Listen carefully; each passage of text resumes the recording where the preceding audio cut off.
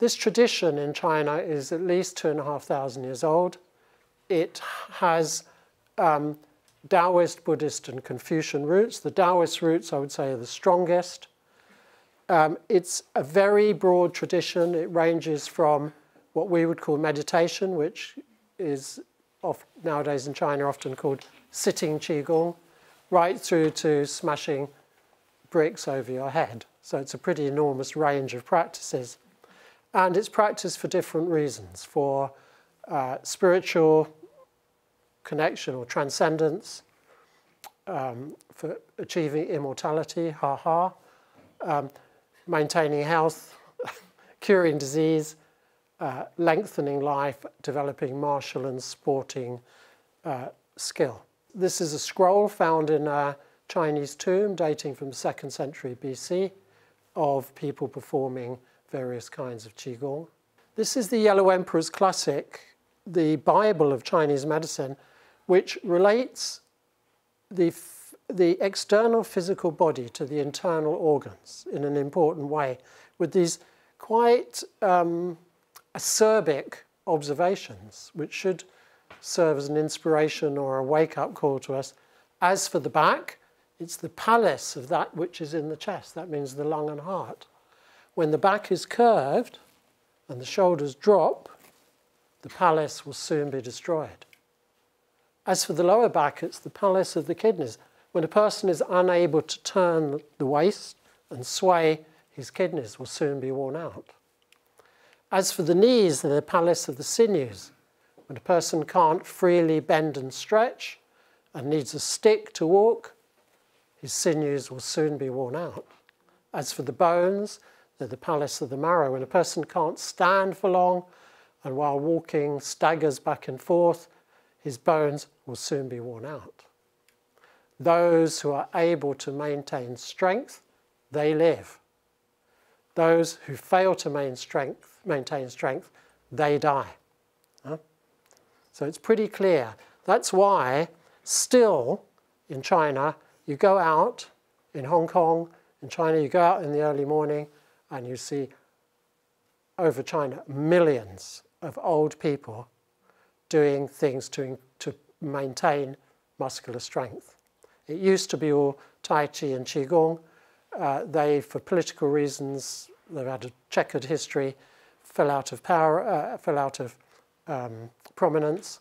So now you get lots of ballroom dancing and backward walking, and they have gyms in parks, all kinds of strange activities. But the main idea is absolutely embedded in Chinese culture. Of course, as you age, you must maintain body strength. You must do. Otherwise, you're going to decline so rapidly.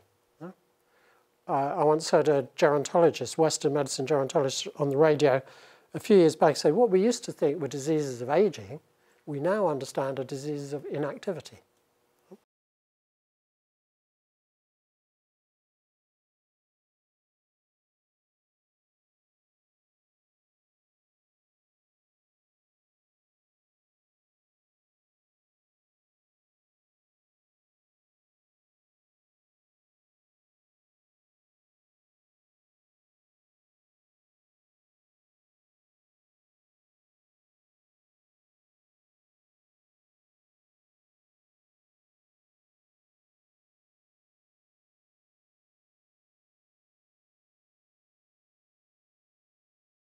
So there's a very substantial body of evidence now on the multiple health effects of practices such as Tai Chi and Qigong.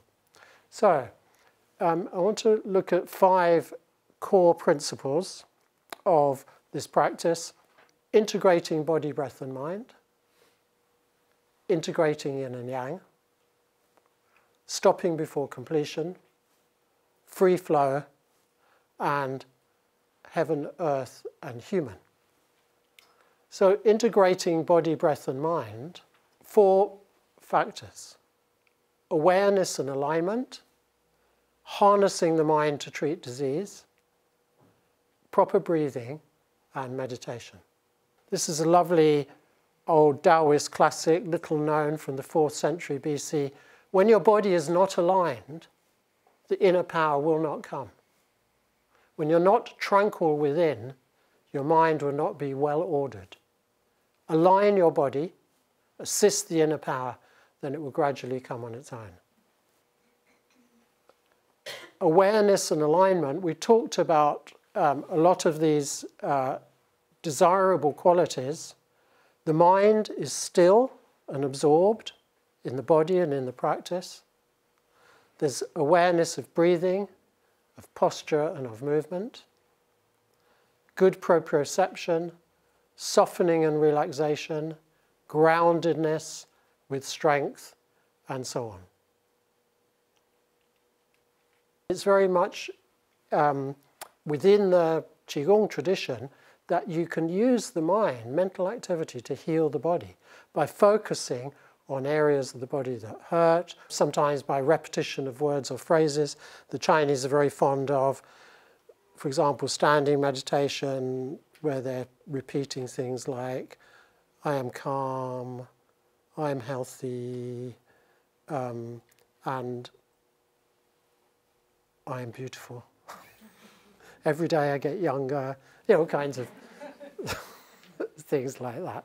And smiling. And that's really interesting because smiling, this is something my Qigong teacher emphasizes. When you're doing something really hard, when you're working in Qigong really hard, because some of the work is physically demanding, smile. Right? Don't grimace. Smile. And this, I don't know if you know this guy, Buddhist teacher. Sometimes your joy is the source of your smile, but sometimes your smile can be the source of your joy. And what's really interesting is that smiling operates a feedback loop. Because we smile when we feel happy, we can induce those feelings when quite deliberately by smiling, especially when things are getting hard. Breathing. Zhuangzi. Does anybody know Zhuangzi? Yeah, another great Taoist text from the 3rd century BCE. The perfected, that means the sages, breathe all the way to their heels, unlike ordinary folk who breathe only as far as their throats.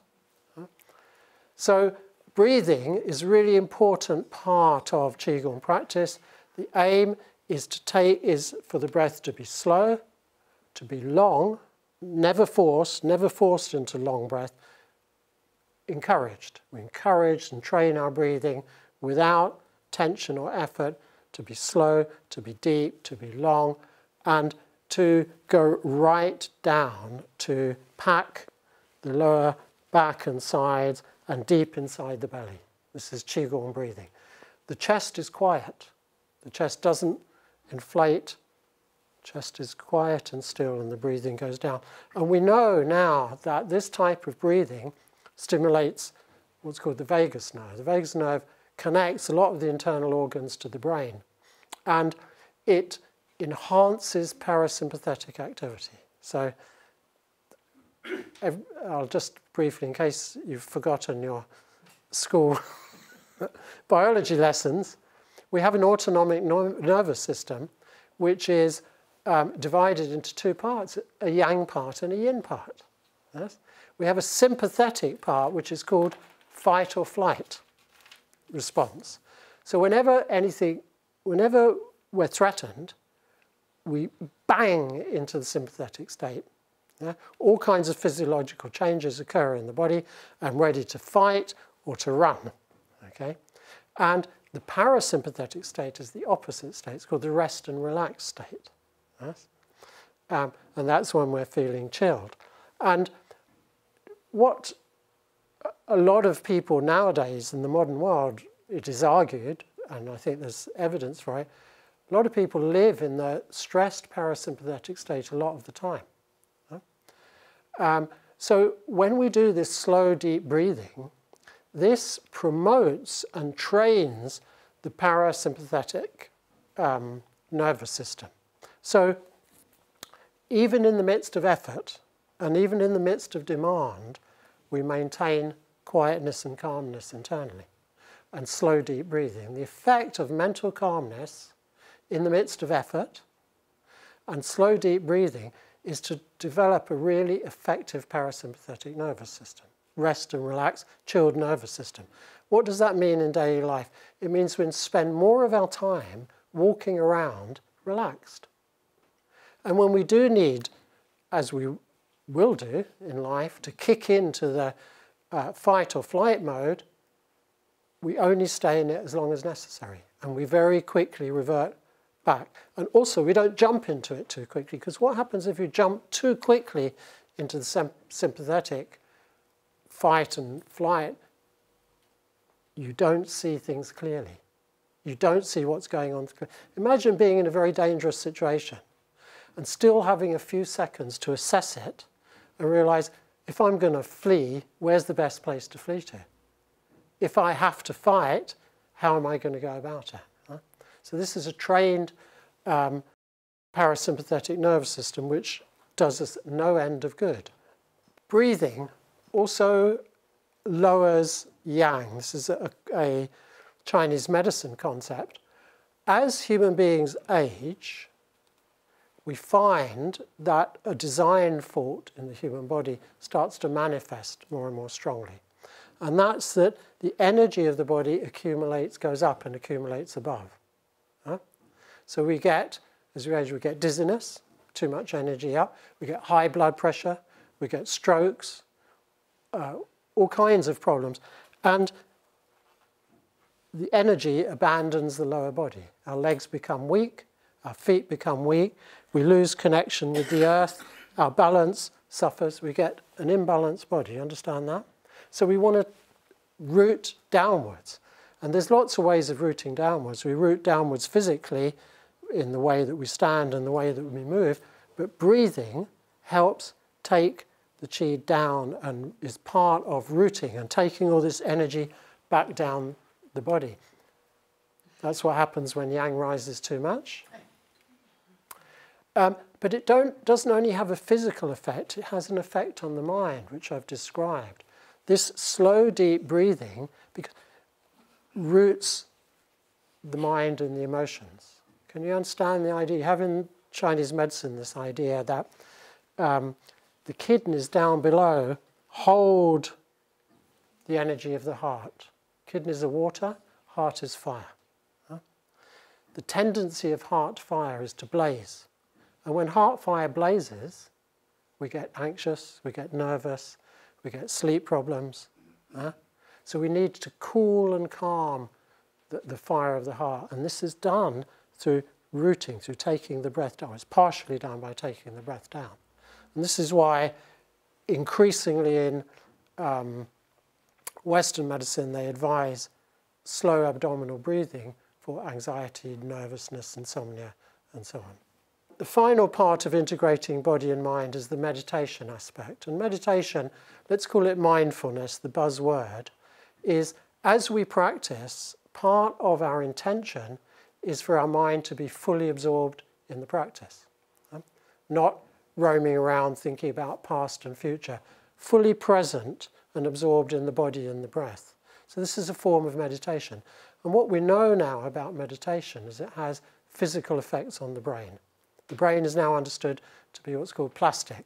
They didn't used to know this, but the brain can change. This was first discovered in London taxi drivers. I don't know if you knew this. They looked at the brains of London taxi drivers who'd done the knowledge, learned all these books full of London roads, and they found certain areas of the brain were much bigger than other people's. So they now know the brain is plastic, it can change, and meditation and mindfulness causes certain regions of the brain to grow, particularly regions associated with emotional self-regulation. So we get better and better at maintaining a calm and cool mental state.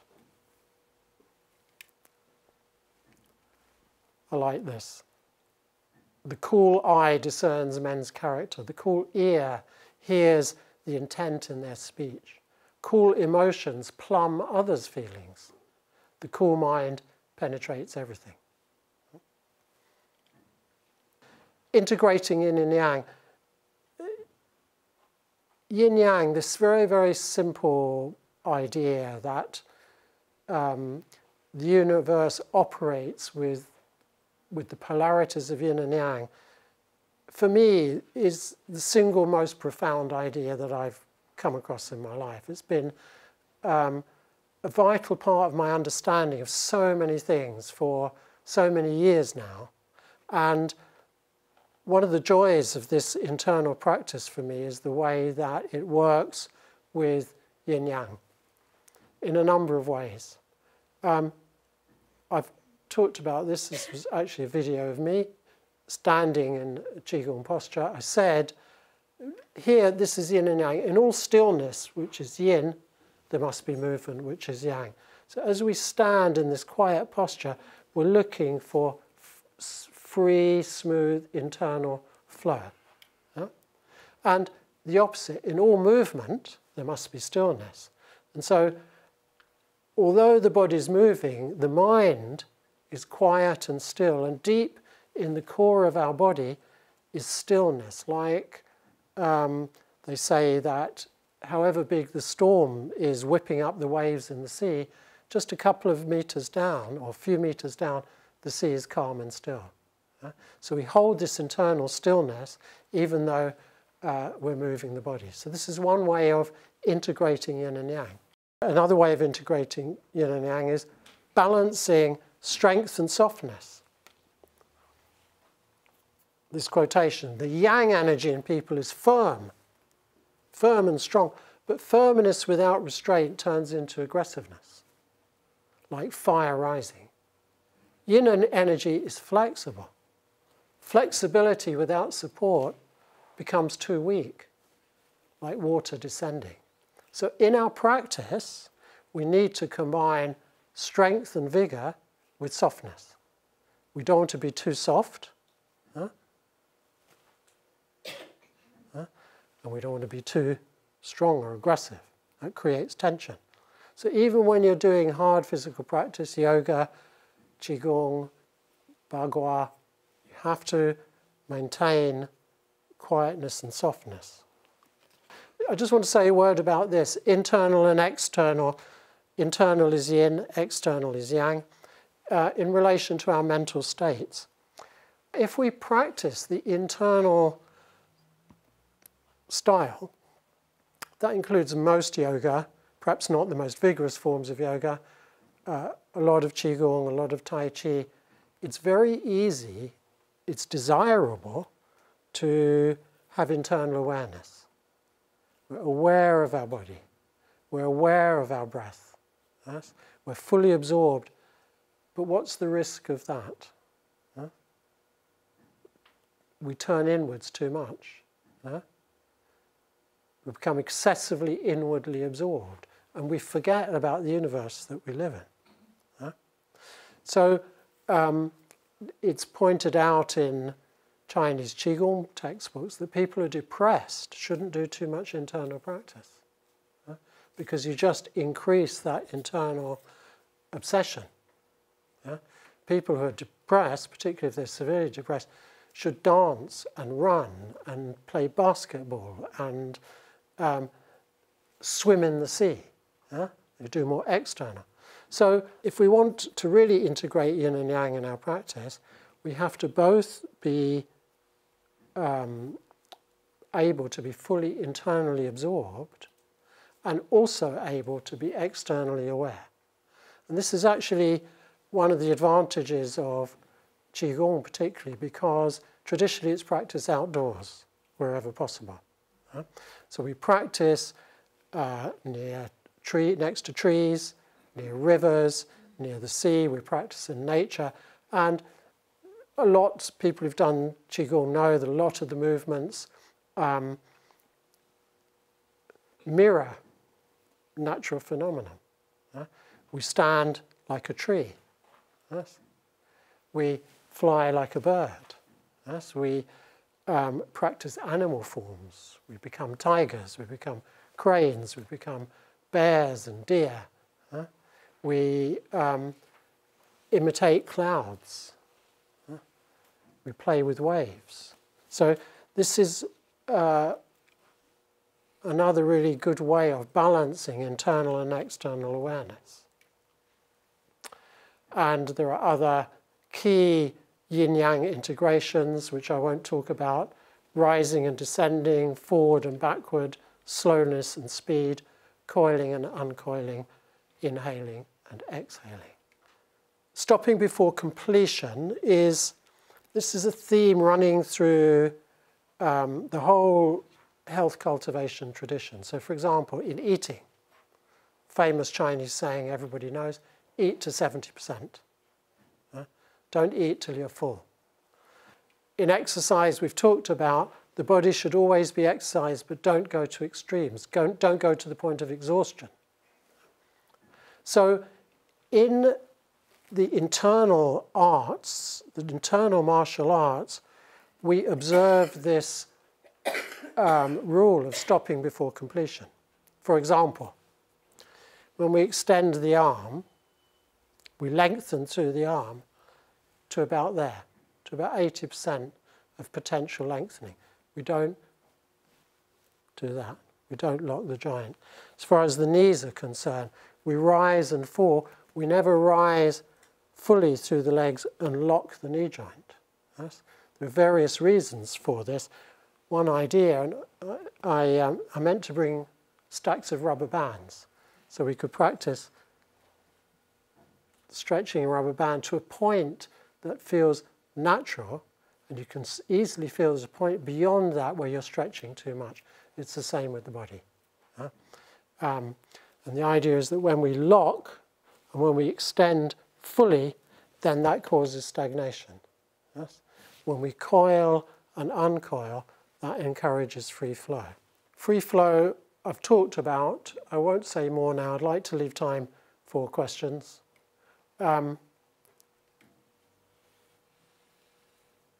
Okay, I think this might be next to last topic, the elastic body. So we talked about flexibility. You mentioned flexibility.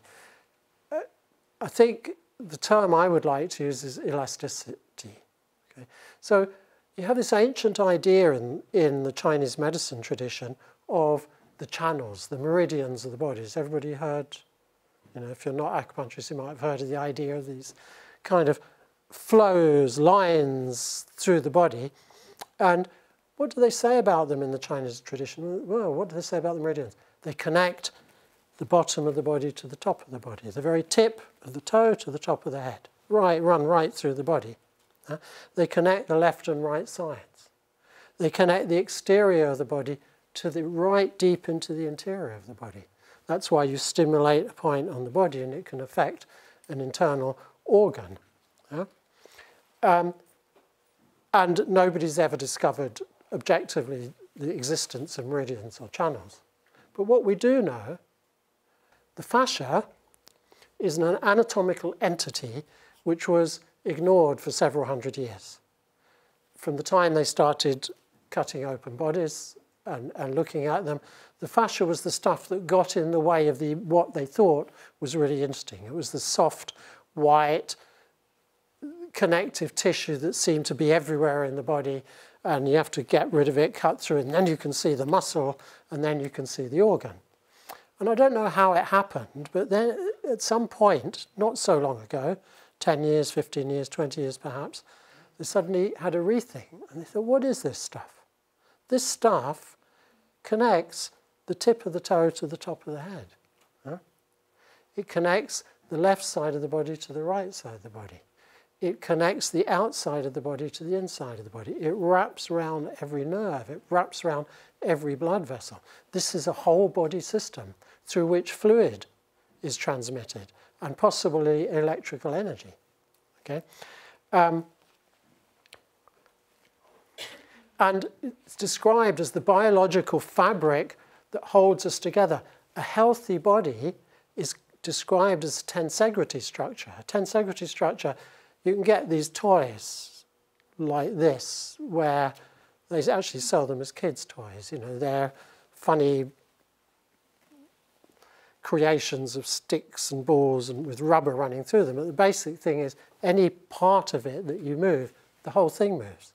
The whole thing responds to the movement of any part. This is what the healthy paleo body is like. Yes? But what happens? So this fascia, which is elastic and flexible in young humans and young animals, and that is used to explain how come lambs and baby gazelles can shoot boing up in the air on the skinniest little legs with very small muscles in them. The fascia contracts, expands, boing. So the fascia in young animals is concertina shaped, like this, so it can do this. But as we age, and particularly as we sit for long periods of time and we don't move the body, whole swathes of the fascia of the body get matted. They thicken up. They get like, you know, instead of springy wool, you get felt. You know what felt is? Just when everything is squeezed down, all the hooks of the wool are stuck together and it just becomes very solid instead of being springy. This is what happens to our fascia through misuse and through inactivity. And so how can we change it? Well, we could go and lift weights. Doesn't affect the fascia barely at all. Doesn't change the condition of the fascia. We can run. We can do aerobic training. It has some effect on the fascia, but not much. What retrains the fascia and starts to restore it back to its youthful state is rhythmically and smoothly coiling and uncoiling, lengthening and shortening, spiraling and twisting, multi-dimensional movement. And perhaps because of its theoretical foundation of the channels and meridians, the Chinese exercise system specializes in this. And this is perhaps one of its great strengths and may not be so present in some of the other internal practices, is this idea of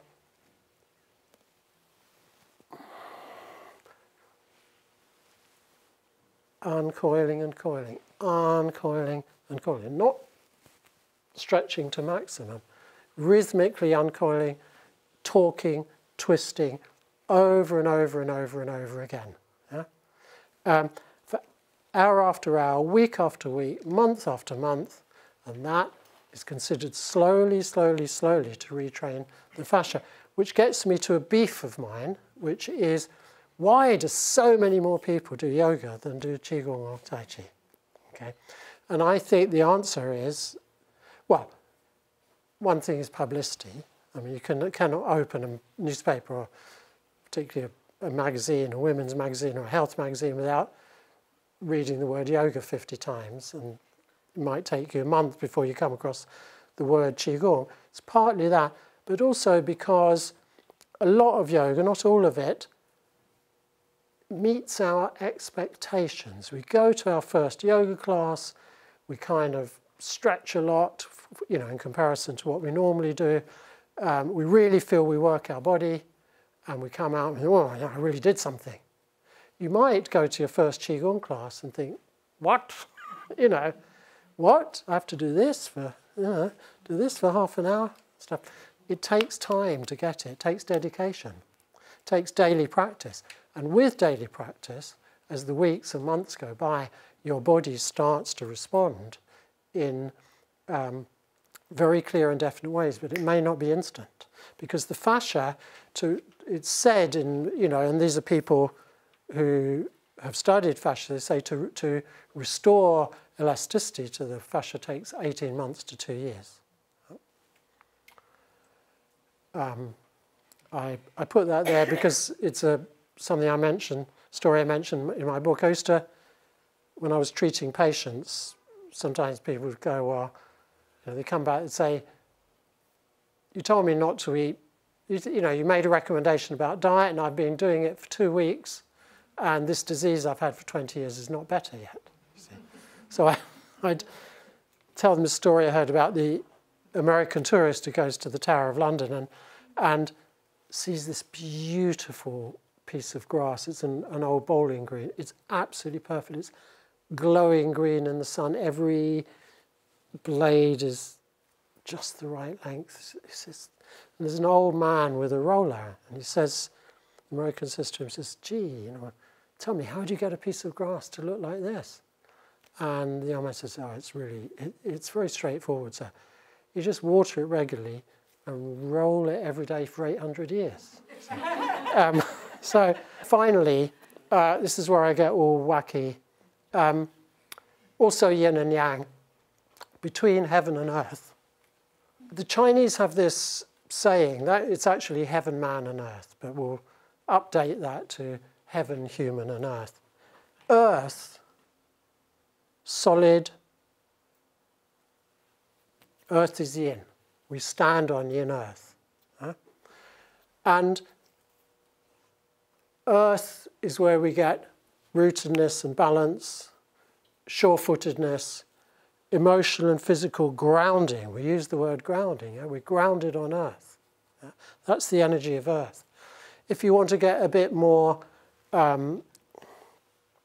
philosophical, spiritual, we could say earth is historically connected to the female, to fertility and birth. Nature springs up from earth, nourishment from below. When we stand like a tree, we can imagine roots going deep down into the yin earth.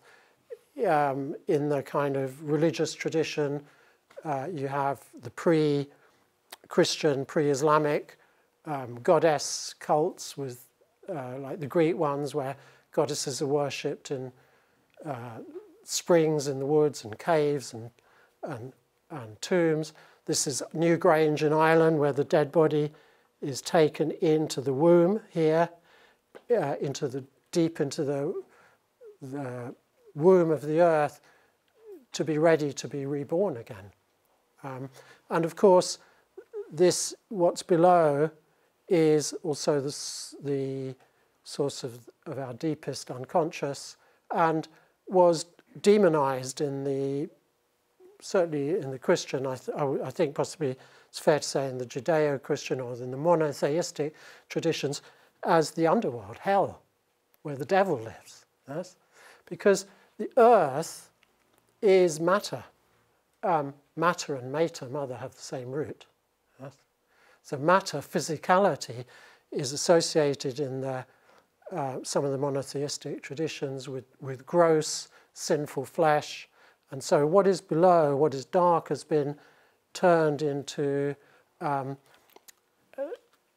partly hell that lies beneath us, and partly a kind of gross, potentially sinful physicality that we want to escape from up to heaven. We want to leave it behind. Yes? So that, to my mind, is very unbalanced. We need to understand the richness of earth and connect down to earth. And this is really interesting. The Tao Te Ching, 4th century BCE, who would ever expect a feminist text to appear in China? But it's very clear. The Tao Te Ching is full of these kind of quotations. The valley spirit never dies. This is yin. It is the woman, primal mother. Her gateway is the root of heaven and earth. And its advice, opening and closing the gates of heaven. Can you play the role of woman? Because the Tao is compared to the female, which gives birth, constantly gives birth to all phenomena. And then heaven, we connect up. This sounds fanciful, but this is what we do every day in practice. When we stand, we connect downwards into earth, and then as we're rooted, we lengthen upwards into heaven. And heaven, of course, is the great universe above our heads that we also live in. It's the conscious, the rational, it's discrimination, certain kinds of vision, the revealed, the outer, the vast universe, stars, planets, galaxies, and so on. And part of the beauty of this tradition is human beings are in between heaven and earth. We're the kind of conduits where the energies of heaven and the energies of earth mix and give us life. So when we practice Qigong, when we practice these internal forms through this deep rooting and this deep connection upwards, we connect to heaven and earth. Last word. Also from the 4th century BCE text, you must be firm, you must be regular in your practice. Hold fast to your excellent practice. Do not let go of it.